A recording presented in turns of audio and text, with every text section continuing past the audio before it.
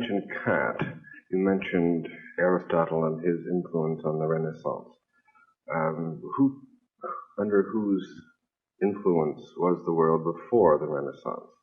Let's go back and look at some of the Before the Renaissance, the Middle Ages, Dark Ages, were ruled by mysticism. Yes. That is, by religion and philosophy.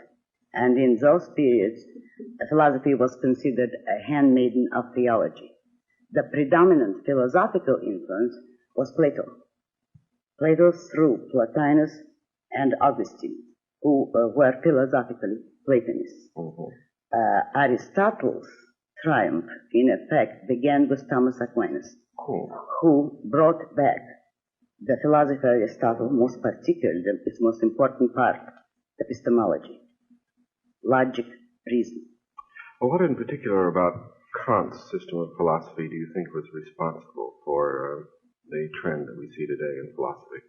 The very cumbersome, very complex, and very false and phony system of dividing man's intellect, man's mind, from reality, of declaring that what we perceive is only an illusion created by some special kind of categories and forms of perception in our own mind, by declaring and allegedly proving, that we can never perceive things as they are, which simply means that any object which is perceived is thereby false. If an object is perceived, it means our perception is incorrect. It was, in effect, an attack on the whole concept of consciousness, not only human consciousness, but any consciousness. It was the denial of the reality or the validity of our perceptions. Well, if this is the situation that we're in right now, this brings another point. You talked about the trend into mysticism, but in your latest book, I know you talk not only of mysticism, but this is only one part of a trend that you have traced. And you call the mystics the witch doctors, as I remember. That's right. And you also talk about the rule of force and the men of force, the atlas of the world. So how do they fit into your framework? Well, you see, in fact, reason is man's only faculty for perceiving reality. Reason is the only means by which man can achieve knowledge of reality. And by reason, of course, I mean the faculty which perceives, identifies, and integrates the material provided by man's senses. Therefore, reason is man's faculty for perceiving reality. But reason does not work automatically. Man have to decide, will, to think and to perceive. Man can receive sensory data or integrate sensations into perceptions automatically. But they cannot form conceptions. They cannot form abstractions automatically.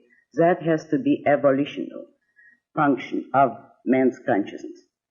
And since most men, guided by their philosopher, do not wish to think, and they consider thought and reason either dangerous or impotent or too much of an effort. Most human cultures, with very rare exceptions, have been ruled by what I call witch doctors. And a witch doctor is any man who takes his emotions, not his thinking, but his emotions, as his tool of cognition and his guide to reality. He functions by means of faith. He acts on the basis of blind beliefs, which in fact are nothing more than his wishes. He is guided by his wishes, by his whims, which he takes as a guide to reality. No matter on what level of culture you observe him, that type of man is a witch doctor in the sense of his psychoepistemology, of the way he uses his mind. And since he has to deal with other men, since on the ground of emotions no one can deal with reality nor with people, the natural ally of the witch doctor will always be the type I call Attila. That is the primitive, savage, tribal chief, the man who acts only on the range of the moment, on his immediate sensory perceptions, who is contemptuous of and refuses to consider ideas, principles, or abstractions, and whose way of dealing with reality and with other men is by means of brute force. Attila is either the gangster or the dictator or the military conqueror or any man who believes that force is practical, any man who refuses to think and wishes to loot, enslave, or force others. All through history, all major cultures, with very few exceptions, were ruled by an alliance of the man of faith, that is the witch doctor, with the man of force, which is the Attila. The witch doctor provided the goals and the values and the moral sanction for Attila to enforce in the world. And in today's world, you see the same phenomenon in allegedly civilized terms, but the essence remains the same: a dictator, which is the Attila, a man like Khrushchev, and his political theorists, the modern leftist, liberal, socialist intellectuals, who are philosophically Attilaists. They, in effect, provide an allegedly non-mystical moral justification, a philosophical justification for Attila and for the rule of brute force. I call them the neo-mystics, because they are as much against the validity of reason as were the original jungle witch doctors.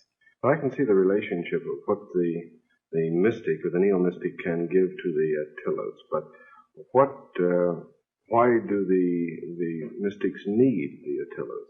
What is the relationship the other way? Why do the mystics? Yes. Because the mystics, first, a motivating force is dread of physical reality, since it is a man who holds his emotions above reality, who in any conflict between his feelings and the facts of reality will select his feelings and will abandon reality or deny it. He cannot deal with reality at all.